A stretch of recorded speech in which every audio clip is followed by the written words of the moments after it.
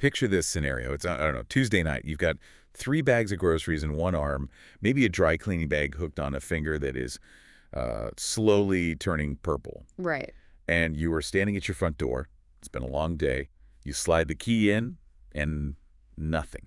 The worst feeling. It goes in, but it won't turn. So you do the jiggle. You know the jiggle. Oh, everyone knows the You jiggle. pull it out a millimeter. You push it back in. You pray to the gods of hardware. But it feels like the key is actually fighting the lock. That is such a universally frustrating experience. And the tragedy is most people, they blame the lock. They think, oh, my lock is getting old. Yeah, or it's rusty or something. But usually it's not the lock at all. It's that little piece of jagged metal in your hand. Exactly. So today we are doing a deep dive into the surprisingly precise world of key duplication. And let me tell you, I went into this thinking a key is just a key, you know? Sure. You go to the hardware store, they grind some metal. Done. Right. But after going through these sources, I mean, we're talking the MIT Guide to Lockpicking, police manuals, locksmith training courses, I realized I was completely wrong. This isn't just grinding metal, it's geometry. It's physics. It's a game of microscopic tolerances where a fraction of a millimeter is the difference between opening your door and, snapping a key off in the cylinder. Yeah. There is a huge difference between a key cut by a master locksmith and one from a mall kiosk. We're going to unpack the science of the shear line, which sounds cool, but is actually really important. Why copying a copy is basically a recipe for disaster. And we have some incredible stories from the field. Oh, the stories are fantastic. We're talking about a locksmith who used to be an exterminator and the high-stakes world of modern car keys. Which are basically little computers now. It's a wild world. And look, if you are in Los Angeles and you want to avoid that whole grocery bag struggle, or if you need a complex car key programmed, you need to call West Point Locksmith. They are the go-to pros in LA. Seriously. Whether it's an emergency lockout because your key finally gave up, or you need to rekey your whole home, West Point Locksmith has the 5-star service you need. You can reach them at 310-295-4040. That's 310-295-4040. Fast, reliable, and they actually get the science we're about to talk about. So let's get into that science. Because to understand why a duplicate key fails, you have to understand what is actually happening inside that little cylinder. Right. The sources mention something called the shear line. It sounds like something from a geology textbook, but this is happening inside my front door. It is. So based on the stuff we reviewed, we need to visualize the flatland model. Imagine the lock is see-through. Inside the plug, that's the part that turns, there's a row of vertical holes. Okay, I'm with you. And inside those holes are little stacks of pins. Okay, some little metal cylinders stacked on top of each other. Exactly. There's a top pin, the driver pin, and a bottom pin, the key pin. And springs are pushing everything down. When there is no key in the lock, the springs push those top pins down, so they're crossing the boundary between the plug and the outer casing. So they're blocking it. They are literally pinning the plug in place. That's why it won't turn. So it's like a deadbolt, but microscopic. Yeah. And there are, what, 5 or 6 of them? Right. So the key's job isn't just to fit. Its job is to lift those pins against the spring pressure. But, and here's the catch, it has to lift them to the exact height where the gap between the top pin and the bottom pin lines up perfectly with the edge of the plug. And that alignment is the shear line. That is the shear line, correct. Yeah. Imagine a mountain range where every peak is a different height. The key is the inverse of that. It levels everything out. So for a split second, there is a perfectly flat line. And that lets the cylinder spin. That's it. Okay, but here's what I don't get. If I just shove a flat piece of metal in there, wouldn't that lift the pins? Why does the shape matter so much? Great question. If you lift them too high, the bottom the key pin gets pushed up into the hull.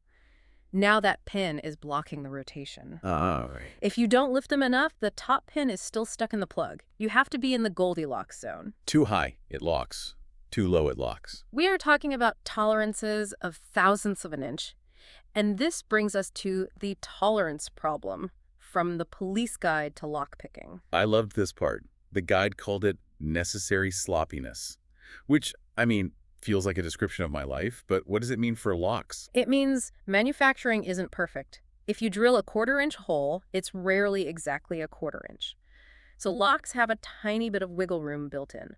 A professional key cutter knows this. They cut to the code, the mathematical ideal of the key. As opposed to the guy at the hardware store with the automatic machine. Right. That machine isn't using math, it's using a tracer. It traces your old, worn-out key. If your old key is worn down by 5/1000ths of an inch. The new key is also off by 5/1000ths of an inch. Plus the error of the machine itself. It traces the errors. It amplifies them. It does, and this connects to a really specific detail I found fascinating. The difference between a V-cut and a flat cut. Yeah, I read that, but I had trouble visualizing it. Why does the shape of the bottom of the cut matter? The pin just sits on it, right? Well, think about sitting on a chair versus sitting on, like, a saddle. Some locks are designed for their pins to sit on a flat shelf, Okay. but some cheap cutting wheels are V-shaped. So if you use a V-shaped cutter for a pin that needs a flat surface. The pin doesn't have a stable shelf. It's trying to balance on the point of a V, it wobbles.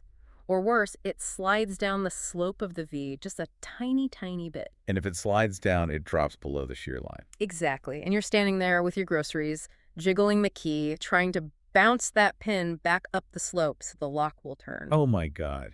That makes so much sense. That's the jiggle. You're literally trying to bounce the pins into place because the cut is wrong. Precisely. And that's why generation loss is such a killer. This is the copy of a copy thing. Right. If you have an original key that's generation 1, you make a copy generation 2, it has small errors. You lose the original. Now you copy the copy. Generation 3.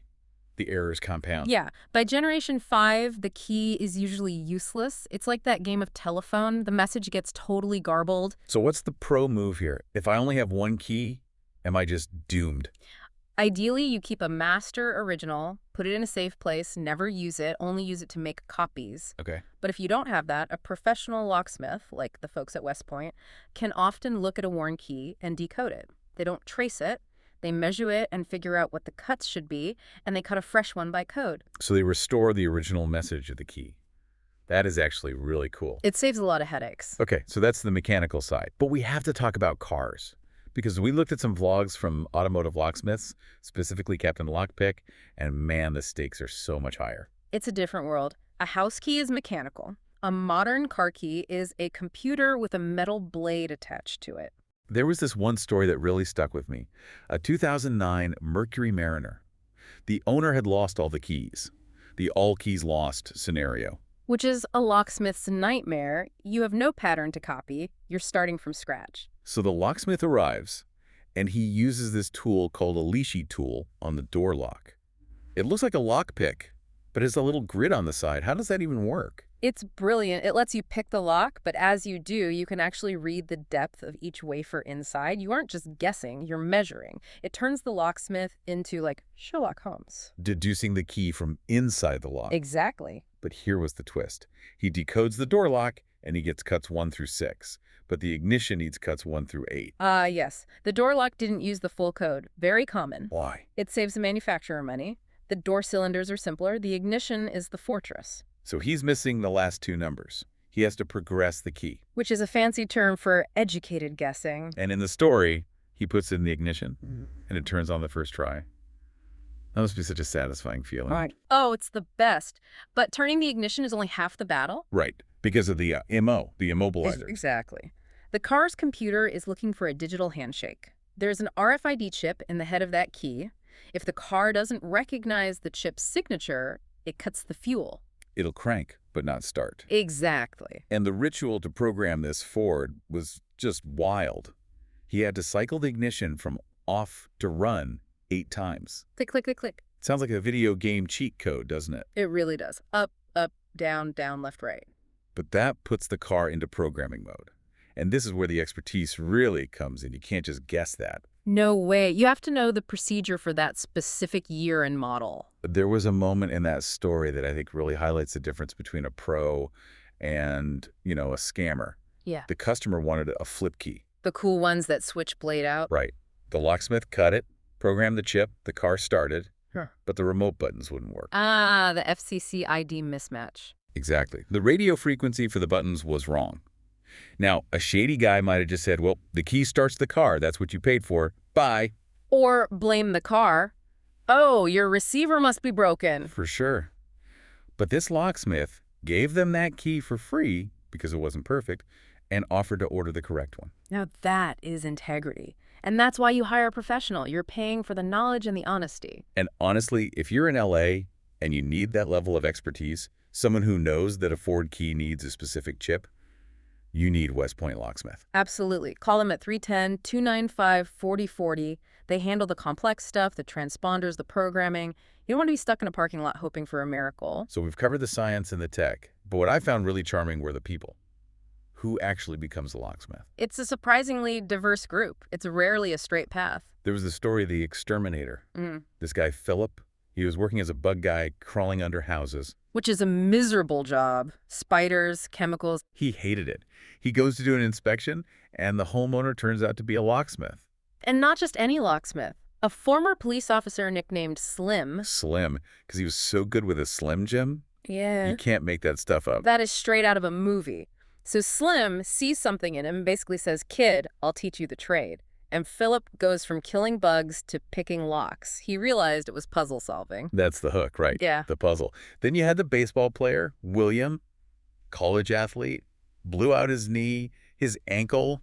His identity was gone. So tough. He moved back home. His dad had been a locksmith for 50 A years. real veteran. And William starts helping out, and he realized the precision of it appealed to the athlete in him.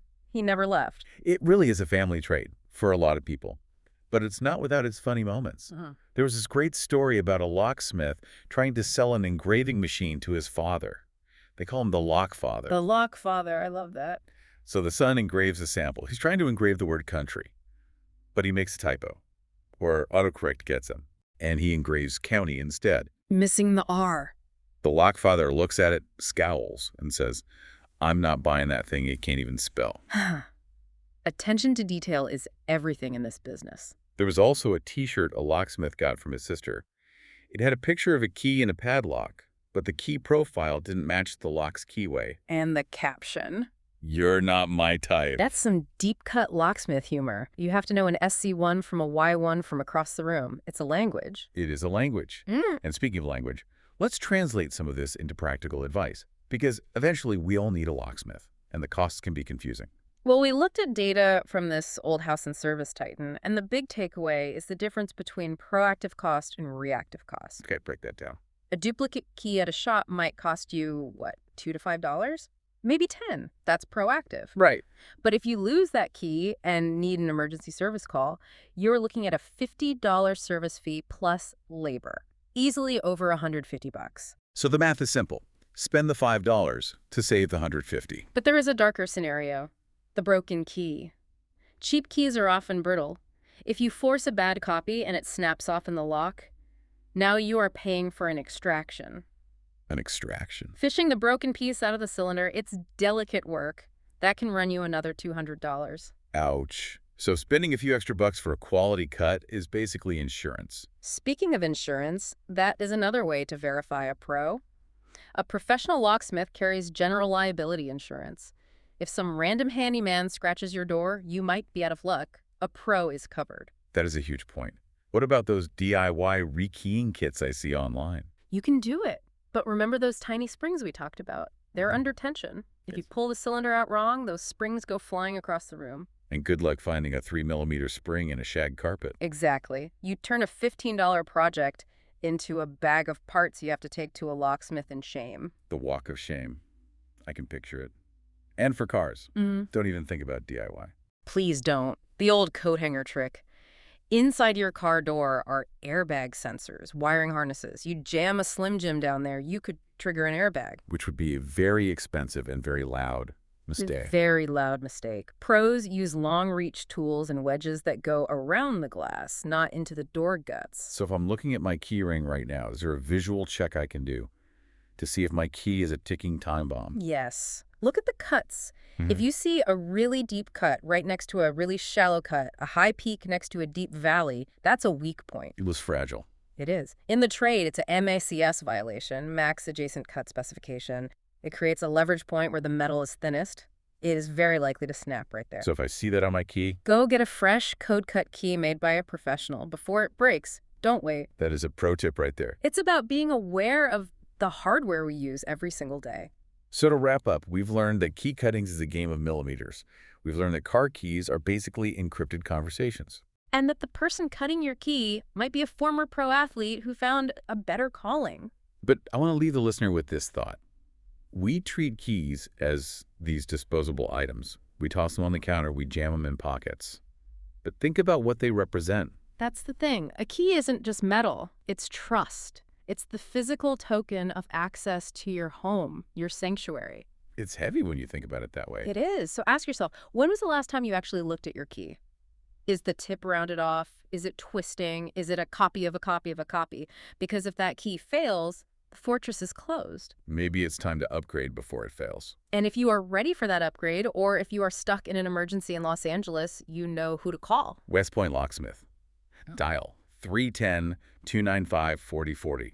They service all of Los Angeles. Emergency lockouts, rekeying, smart locks, automotive keys, they do it all, and they do it right. Keep your security tight and your keys cut right. Thanks for listening to this deep dive. We'll catch you on the next one.